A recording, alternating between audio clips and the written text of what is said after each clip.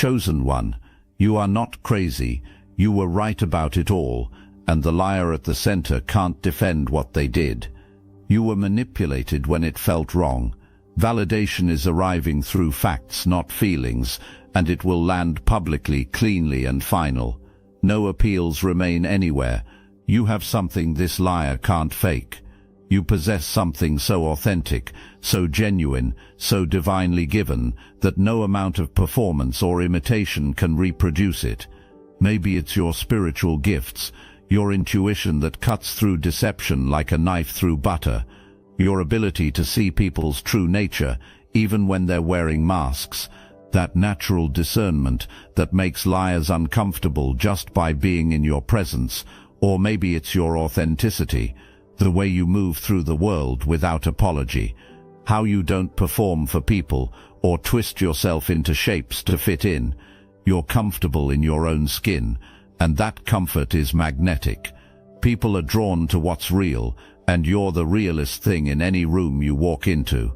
This person saw that in you, and it triggered something deep in their broken psychology, because they're the opposite. All performance, no substance, all mask, no face, all image, no integrity. And your very existence exposed that reality. You didn't have to say a word. You didn't have to do anything. Just by being yourself, you held up a mirror that showed them exactly what they're not, so they became obsessed. And I don't mean casual interest, I mean consumed. They started watching your every move, checking your social media, even while pretending not to care about you, asking mutual connections about you while claiming you mean nothing to them, tracking who you talk to, what opportunities come your way, what you're building in your life. It's pathetic when you really look at it. While you were actually living, they were taking notes on you, like you were some exam they needed to pass. But watching wasn't enough. It never is for people like this. They needed to act. They needed to compete with you, even though you weren't competing with anyone. So they started moving pieces on the chessboard. And here's where the story gets interesting, because they didn't come at you directly. They're too cowardly for that. They went behind your back. They started running their mouth, whispering in people's ears, planting seeds of doubt about your character, telling strategic lies to mutual connections, creating narratives that painted you as the villain and themselves as the victim. And here's the sick part. They're good at this. They know exactly what to say to make themselves look wounded and you look dangerous. They understand human psychology well enough to exploit people's love for underdog stories. For a while, it worked. Some people believed them, maybe even people you cared about. They bought the false narrative because this manipulator is smooth. They talk in circles. They're charismatic when they need to be. They perform vulnerability in ways that disarm critical thinking. But here's what I need you to understand about this phase. Even when people believed the lies, even when it felt like you were losing ground, something else was happening that they couldn't see. Every lie they told got recorded, not just by the people who heard it, but in the cosmic ledger. Every manipulation created evidence. Every scheme built the case against them.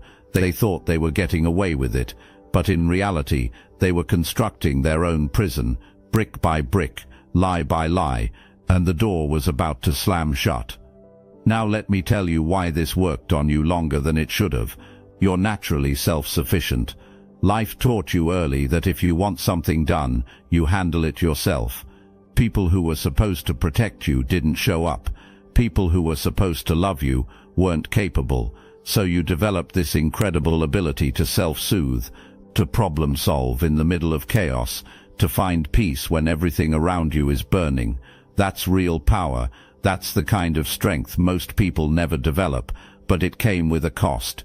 It meant you tolerated dysfunction longer than you should have. You made things work that shouldn't have worked. You found harmony in situations that should have sent you running, and this manipulator saw that capacity in you and exploited it ruthlessly. Think about how many times you smoothed over their chaos. How many times you adjusted your behavior to keep the peace? How many times you solved problems that weren't yours to carry? You were walking on eggshells, trying to maintain some sense of stability, and they kept demanding more. They wanted you to tap dance on those eggshells. They wanted you to perform while they threw stones and called it love, or loyalty, or family obligation. You did it too, for a while, because you're strong enough to handle it, because you value peace, because you're a natural problem solver. But here's what they didn't understand. Just because you can handle chaos doesn't mean you should have to. Just because you have the capacity to endure doesn't mean you're required to stay. You hit your breaking point. Maybe it was one lie too many. Maybe it was watching them smile in your face after finding out what they said behind your back. Maybe it was the moment you realized you were being asked to betray yourself just to make them comfortable. Whatever it was, you stopped. You pulled your energy back. And Chosen One, that's when their whole world started crumbling. See, they didn't realize it, but you were the foundation their dysfunction was built on. Your problem solving was covering their chaos. Your peace was masking their toxicity. Your strength was holding together situations that should have collapsed long ago. You were the load-bearing wall in their house of cards. And the moment you removed yourself, the whole structure started shaking. Suddenly they had to manage their own mess. Suddenly people could see the chaos clearly without you there buffering it. Suddenly the dysfunction they'd been hiding behind your competence was on full display, and they started panicking. Because unlike you, they don't know how to self-soothe. They don't know how to operate in chaos. They can create it, but they can't manage it when it comes for them. But this isn't just about you and the manipulator. Other players are on this board, and one of them is about to become crucial to how this all unfolds. Someone else is in this situation, someone who saw what was happening to you and said nothing. This is the devil's advocate energy, the person who knew the truth but chose silence because speaking up would have required them to take a stand. Maybe it's a mutual friend who didn't want to cause drama. Maybe it's a family member who wanted to keep the peace at gatherings. Maybe it's someone who cared about you but cared more about their own comfort. This person watched you get lied on and stayed quiet. They witnessed the manipulation and remained neutral. And here's what they're learning right now, in real time. Silence in the face of injustice is participation in that injustice. By trying to avoid conflict, they enabled harm. By staying neutral, they took the side of the abuser. Now they're sitting with heavy regret. They can see how things have unfolded. They understand that if they had just spoken up early, so much pain could have been avoided. If they had told the truth about what they witnessed, the manipulator's lies would have been exposed before they could spread. But they chose comfort over courage, and that choice haunts them now. If these words stirred your consciousness, hype this video to help more chosen ones awaken to this. They're going to try to make it right. They're working up the courage to finally tell the truth, to finally stand up for what's right, even though it's coming late. And when they do, it's going to add another piece to the puzzle that's coming together, another voice confirming what you already knew, another witness to the manipulation you endured. But there's something you need to understand about this delayed justice. While their eventual honesty might bring you some validation, you don't actually need it anymore. You already validated yourself. You already decided you deserve better than people who watch injustice happen and say nothing. Their belated courage doesn't erase the fact that they failed you when it mattered most. So when they come with their apologies and explanations, you get to decide what that's worth to you. You're not obligated to welcome them back just because they finally found their backbone. But there's more.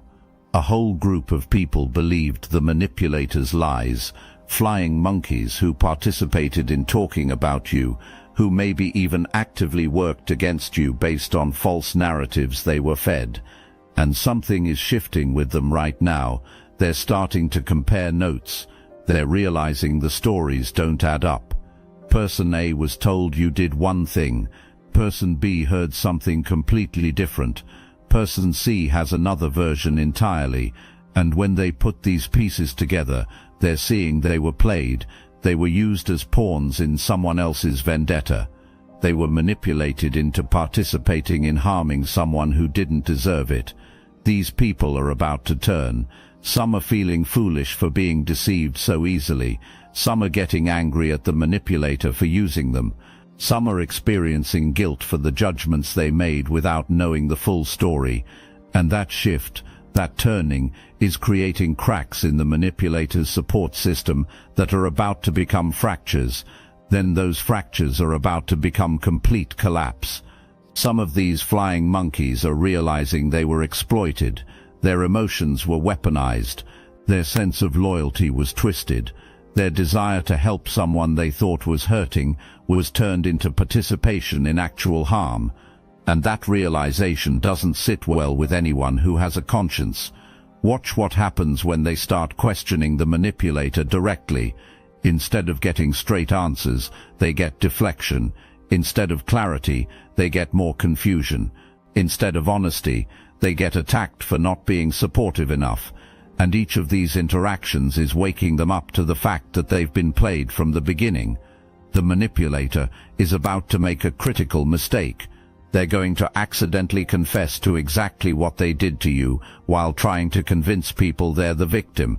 They're talking to someone, maybe multiple people, going hard on their victim narrative, really selling the story of how hurt they are, how wronged they feel.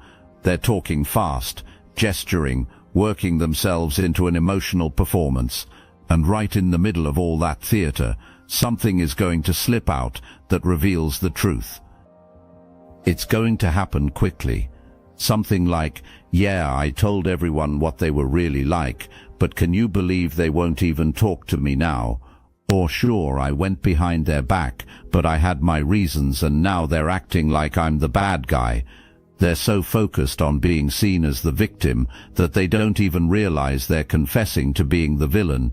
The person listening isn't going to let that slide. Someone is going to stop them mid-performance and say, "Wait, back up. What do you mean you told everyone about them? What exactly did you say?" And suddenly they're going to be faced with specific questions they can't dodge. When you tell the truth, it's simple. The facts don't change. The timeline makes sense. The story holds up under questioning. But when you're lying, you have to remember what you said to whom. You have to keep track of different versions. And under pressure, liars crack. They contradict themselves. They add details that don't fit. They reveal truths they meant to keep hidden. This accidental confession is going to be the thread that, when pulled, makes the whole sweater unravel. People who believed the lies will start asking questions. Stories that seemed believable before will suddenly have holes. And the manipulator will go into panic mode because they can feel control slipping away. But wait, there's more to this confession than just words. This person didn't just spread lies. They did something tangible, something they can't explain away. And in their desperation to maintain victim status, they're about to reveal it. This person is falling apart, completely coming undone. They can't sleep because their mind races with all the ways they might be exposed. They can't eat because anxiety has their stomach in knots. They can't focus on anything because they're constantly waiting for the next revelation, the next person to turn on them, the next piece of their carefully constructed image to crumble. They're experiencing a level of stress they've never dealt with before, and they have absolutely no capacity to handle it. Remember your ability to self-soothe and operate in chaos. They have the opposite skill set. They're excellent at creating chaos for others, but terrible at managing it when it comes for them. They can dish out pain all day, but they cannot take even a fraction of what they've given. Their life is unraveling in multiple areas at once. Relationships are becoming unstable. Their reputation is being questioned. Opportunities are disappearing. Control is slipping. And they can see it happening, but they can't stop it. They're watching their world fall apart in slow motion, and there's nothing they can do. The people who used to have their back are distancing themselves. The allies who used to defend them are staying quiet. The friends who believed every word are asking uncomfortable questions. And instead of taking accountability, instead of coming clean and trying to make things right, they're getting defensive and angry. They're lashing out at anyone who questions them. They're burning bridges left and right. They're making it worse. Some are turning to unhealthy coping mechanisms, drinking more, using substances, engaging in reckless behavior, trying to numb the pain of facing themselves, trying to escape the reality of what they've done and what's coming for them. But you can't run from karma. You can't hide from consequences. You can't drink away truth or drug yourself out of accountability. While they're falling apart over facing a fraction of what they put you through, you survived the full weight of their attack and came out stronger. You endured their lies, their manipulation, their attempts to destroy you, and you're still standing. Not just standing, thriving, growing, evolving, winning. That contrast is killing them. They thought destroying you would somehow elevate them. They believed if they could tear you down, they would rise up. But that's not how it works. You can't build yourself by breaking someone else, and they're learning that lesson in the most painful way possible. Let's get into the specifics of why this liar is absolutely cooked when it comes to defending their actions. Because there's a reason they're scrambling, deflecting, and falling apart instead of simply explaining themselves.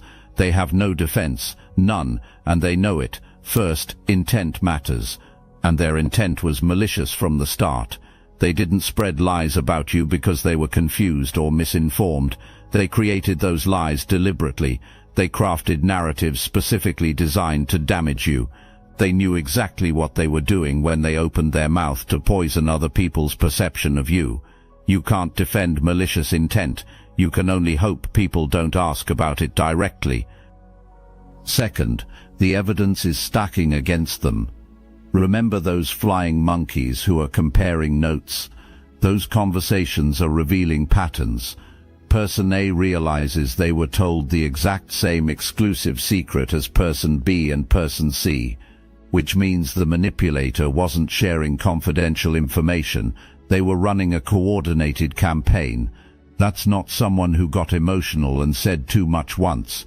That's someone who systematically worked to destroy another person's reputation. Third, their story keeps changing. When you tell the truth, the details remain consistent because you're pulling from memory of actual events. But when you're lying, you have to remember which version you told to which person, and under pressure, those versions start contradicting each other. People are noticing. 1 week you supposedly did something terrible. 2 weeks later, the story has different details. A month later, entire elements have changed. That's not faulty memory. That's fabrication falling apart. I must interrupt this transmission for just a moment. Are you really chosen? Prove it. It's easy to watch videos about chosen ones. It's another thing to put yourself to the test. If you're still here, that means something. But talk is cheap. Real chosen ones take action. That's why I built Destiny Engine. It generates personalized sequences that help you rewire betrayal into transcendence, turn isolation into sacred power, and transform their downfall into your rise. We are using the Dark Elite's own weapons against them, taking their declassified consciousness technology that programmed competition and scarcity and repurposing it to serve divine justice. Raijin Dark, the beauty is you don't even have to lift a finger. You put on the headphones, press play, and watch your enemies choke on the rope, their own lies created. If you're done consuming and ready to prove you're chosen, start your Destiny Engine for $1 today, join the Obsidian Inner Order live checks, and watch divine justice accelerate in your life. Link in the description. Fourth, they overplayed their hand. If you'd actually done something genuinely wrong, they wouldn't have needed to embellish. They wouldn't have needed to involve so many people. They wouldn't have needed to keep talking about it constantly. The fact that they went so hard, so publicly, for so long reveals the desperation of someone trying to convince others of something that isn't true. Real victims don't need to launch campaigns. Real harm speaks for itself. Fifth, their timing is suspicious as hell. Pay attention to when they started this smear campaign against you. It likely coincided with one of your victories, or right after you set a boundary with them, or immediately following a moment when you outshined them in some way. That timing reveals this was never about you wronging them. This was about them feeling threatened by your success, your growth, your light. You can't defend jealousy disguised as victimhood once people see the pattern. You saw things that others missed because you were paying attention in a way others weren't. You weren't just listening to their words. Because you were watching their actions, you were noting the inconsistencies, you were tracking the patterns, and your intuition was screaming at you that something was off. You noticed how their stories about you changed depending on who they were talking to. You picked up on how they'd be warm to your face and cold the moment they thought you weren't paying attention. You saw them create drama and then position themselves as peacekeepers. You watched them provoke reactions and then play victim when people responded. You were aware of the manipulation in real time even if you didn't have proof others would accept. And this is what drove you crazy for a while. You could see it so clearly, but you couldn't make others see it. Because manipulators are skilled at looking good to outsiders while being toxic in private. They perform empathy in public. They save their cruelty for moments when there are no witnesses. They're strategic about when and where they show their true nature. So when you tried to explain what was happening, you sounded paranoid to people who'd only seen the mask. But you weren't paranoid. You were perceptive. There's a massive difference. Paranoia is irrational fear without basis in reality. Perception is accurate awareness of what's actually happening. You were reading the situation correctly. You were picking up on cues that others either couldn't see or chose to ignore. Your gut was telling you the truth that their mouth was trying to hide, and now everyone else is finally seeing what you saw all along. They're noticing the inconsistencies you pointed out. They're recognizing the patterns you identified. They're experiencing the manipulation you endured. And they're understanding that you weren't the problem.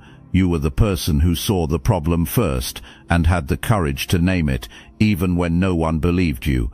While they were running their mouth constantly, making noise, demanding attention, launching accusations, you made a different choice. You chose silence, not the silence of defeat, the silence of strategy, the silence of someone who knows that not every accusation deserves a response. And that silence has been more devastating to their campaign than any defense you could have mounted. Here's why your silence worked so powerfully in your favor. First, it forced them to keep talking, and the more they talked, the more they revealed. If you'd engaged, if you'd fought back publicly, they could have positioned it as a conflict between equals. But your silence made it clear this was a one-sided attack by someone obsessed. They were screaming into a void, and to everyone watching, that looked unhinged. Second, your silence allowed your actions to speak. While they were talking about who you supposedly are, you were out here demonstrating who you actually are through how you live. People saw you maintaining your integrity, continuing to show up with kindness, handling your business with excellence, moving forward with grace. And that consistent demonstration of character spoke louder than any words you could have used to defend yourself. Third, your silence made their accusations seem suspicious. If you'd actually done what they claimed, you'd probably be defensive. You'd be explaining, justifying, making excuses. But you didn't do any of that. You just kept living your life. And people who understand human nature know that innocent people often don't feel the need to defend themselves against lies because the truth will reveal itself. Your comfort in silence suggested you had nothing to hide. Fourth, your silence preserved your energy for what actually mattered. Instead of draining yourself, arguing with someone who wasn't interested in truth, you invested that energy into your own growth, healing, and progress. While they were stuck in the past, obsessing over you, you were building your future. And now the contrast between where you are and where they are tells a story no words could have told more effectively. Your silence wasn't weakness, it was wisdom. It was the choice of someone who understands that not every battle needs to be fought on the battlefield your enemy chooses. Sometimes the most powerful move is to refuse to play their game entirely, to deny them the conflict they're trying to create, to starve them of the attention they're desperately seeking, and your execution of that strategy has been flawless. One of the most satisfying aspects of this entire situation is watching the manipulator's mask slip, because they can't maintain the performance indefinitely. The stress of keeping track of all their lies, the pressure of being constantly questioned, the anxiety of waiting for the next exposure, it's all becoming too much. And when people are that stressed, that desperate, that cornered, their true nature emerges. People are seeing sides of this person they never knew existed. The charm is giving way to aggression. The sweet victim routine is cracking to reveal manipulation underneath. The person who seemed so caring is showing themselves to be selfish and vindictive, and each revelation is making people question everything they thought they knew about this individual. You're seeing it too, even from a distance, maybe through mutual connections telling you about their outbursts, maybe through social media posts that reveal more than they intend, maybe through the grapevine of people who are shocked by what they're witnessing. The person who tried so hard to make you look unstable is becoming unhinged themselves. The one who called you toxic is poisoning every relationship they touch. The mask is off, and what's underneath is exactly what you tried to tell people it was all along.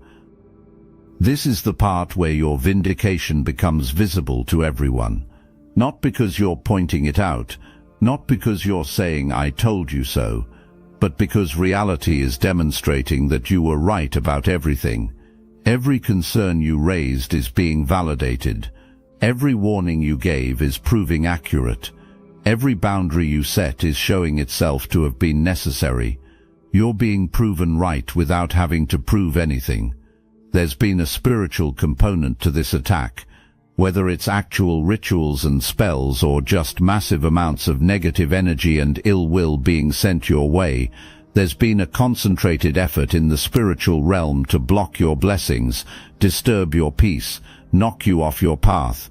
This person has been working against you in ways that go beyond physical realm, gossip and lies. They've been speaking negative things over your life, visualizing your failure, asking dark forces to interfere, and if they're deep into certain practices, they might have been doing actual spell work designed to harm you. But here's what they didn't understand. You don't fight alone. You're covered by protection that supersedes anything they can conjure. You operate under divine authority that makes their attacks look like child's play. When someone sends spiritual warfare against a chosen one, they're not just fighting that person, they're fighting against the force that governs the entire universe. Every curse they sent hit a wall and bounced back. Every negative word was nullified before it could take root. Every ritual was cancelled by prayers you didn't even know you needed. You've been protected in ways you can't fully comprehend. There were attacks that never reached you because they were intercepted, plots that never manifested because they were dismantled in the spiritual realm before they could materialize in the physical, and now all of that negative energy is returning to them multiplied. This is spiritual law. What you send out comes back, and when you send harm towards someone under divine protection, it comes back even harder. The manipulator is experiencing the full force of their own attacks. The same confusion they wished on you is clouding their mind. The same chaos they tried to create in your life is erupting in theirs. The same blockages they attempted to place on you are manifesting in their path. This spiritual backfire is showing up in their physical reality. Their health is taking hits they can't explain. Sudden exhaustion that no amount of sleep fixes. Mysterious ailments that doctors can't diagnose. Chronic issues that seem to appear out of nowhere. Their mental state is deteriorating. Anxiety attacks, paranoid thoughts, depression that sits heavy. They're experiencing every emotion they tried to inflict on you, but magnified. They're trying everything they know to break this cycle, going to different spiritual workers, trying new rituals, attempting to pray though their prayers feel hollow. Nothing is working, because you can't ask for mercy while holding wickedness in your heart. And based on their character, genuine repentance isn't happening anytime soon. While the manipulator's world is crumbling, something completely different is happening for you. You're stepping into a season of restoration so profound it's going to feel surreal. Everything that was stolen is being returned. Every door that was closed is opening. Every blessing that was blocked is being released. And it's all happening without you having to fight for it, defend yourself or prove anything to anyone. Your reputation is being restored. People who believed lies about you are seeing the truth, not because you had to explain yourself, not because you launched a counter-campaign, but because your character has been speaking through your actions all along. The way you handled this situation with grace instead of revenge showed more about who you really are than anything the manipulator said ever could. People are coming to you with apologies, some genuine, some strategic. You get to decide what those apologies are worth. You get to choose who gets access to you and who doesn't. Just because someone admits they were wrong doesn't mean you owe them a place in your life. Forgiveness is for your peace. Reconciliation requires trust built over time through consistent changed behavior. Your peace is deepening. That heaviness you were carrying is gone. That anxiety about what's being said has faded. That need to constantly look over your shoulder has disappeared. You're entering a space where you can breathe fully, rest without worry, move through life without the weight of someone else's warfare on your shoulders. New connections are entering your life. Divine alignments. People who see you, value you, celebrate you exactly as you are. These might be new friends who become family, romantic interests who actually know how to love you properly, mentors and collaborators who help you build the life you've been envisioning. These people are restoring your faith in human connection. The manipulator is going to watch all of this happen for you, and it's going to drive them even more insane than they already are. They thought destroying you would somehow elevate them, but you're rising while they're falling. You're thriving while they're barely surviving. You're at peace while they're in chaos. And that contrast is the final nail in the coffin of their delusion that they were ever in competition with you. Because here's the truth, they're finally understanding. You were never their competition. You were always operating on a completely different level. They were playing checkers while you were playing chess. They were focused on short-term wins through manipulation, while you were building long-term success through integrity. They were trying to tear you down while you were already elevating yourself. They never had a chance. You're not the same person you were when this started. You're wiser about who deserves access to you. You're clearer about your boundaries. You're more confident in your ability to trust your intuition. You're more connected to your power. You're more aligned with your purpose. The fire they meant to destroy you with actually refined you into something stronger, sharper, more valuable, and now you're stepping into a season where everything flows, where the right people, opportunities and resources come to you with divine timing, where you don't have to fight so hard for every inch of progress, where you simply get to be, to create, to love, to thrive without someone actively working against you in the shadows. The liar in your life is absolutely cooked. They can't defend what they did, because there's no defense for intentional harm. They can't explain away their actions because everyone sees the malice now. They can't manipulate their way out because people are asking the right questions. Their support system has collapsed. Their reputation is destroyed. Their schemes have been exposed. Everything they built on lies is rubble. And you're standing on solid ground, your integrity intact, your peace restored, your power recognized, your purpose clear. You were right about everything, every suspicion validated, every instinct confirmed, every boundary justified. You're not crazy. You never were. You were perceptive, discerning, and protected the entire time. Their glory days are over. Yours are just beginning. And that's exactly how this story was always meant to end. Walk in your power, own your victory, claim your season. You've earned every bit of what's coming for you, and nothing anyone did or said can take it away from you, because it was divinely ordained before any of this even started. The tower has fallen for them, but for you, you're just starting to build your empire, and this time, nobody's standing in your way. This is your time, this is your rise, this is your glory. Take it all and don't look